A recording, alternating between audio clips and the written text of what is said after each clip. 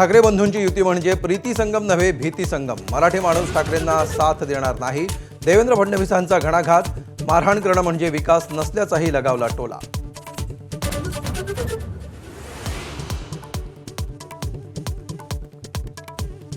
महापालिका निवडणुकीच्या मतदानापूर्वी ठाकरे बंधूंचं मुंबादेवीला साकडं. ठाकरे कुटुंबानं घेतलं मुंबादेवीचं दर्शन.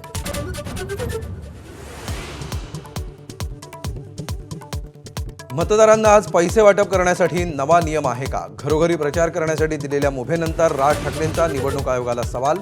तर सतर्क राहण्याचं कार्यकर्त्यांना आवाहन.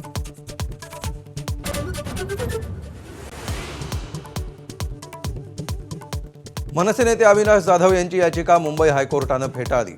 बिनविरोध नगरसेवक निवडीला दिलं होतं आव्हान.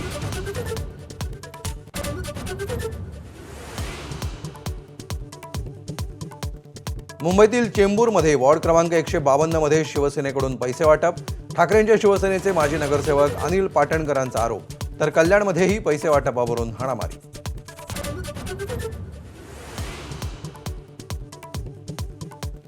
नागपुरात भाजप आणि काँग्रेस कार्यकर्ते आमने सामने. पैसे वाटल्याच्या आरोपावरून राडा. पालकमंत्री चंद्रशेखर बावनकुळेंच्या समोरच दोन्ही पक्षांचे कार्यकर्ते भिडले.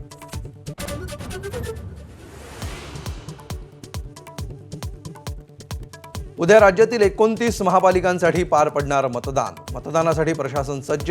मुंबई महापालिकेतील मतदानावर संपूर्ण देशाचं लक्ष.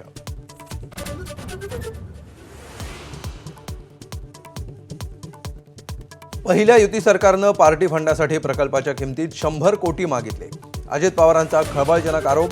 तर 1999 पासून अजित पवार गप्प का बसले? चंद्रशेखर बावनकुळेंचा सवाल.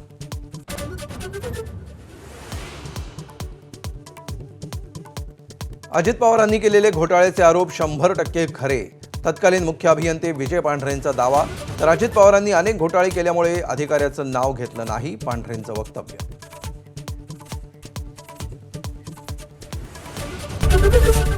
एबीपी माझा, उघडा डोळे बघा नीट.